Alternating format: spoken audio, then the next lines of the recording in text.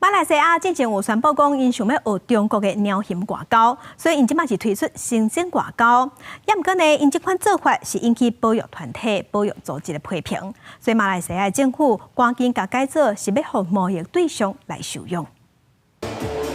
马来西亚商品部长佐哈里18宣布修订版的红毛生鲜外交计划，为马来西亚进口山上油的公司应受用红毛生鲜。不过，这生鲜未必送出国，是留伫国内原生态地生活，确保生鲜甲森林拢受永久的保护。We can contribute. We make sure that we do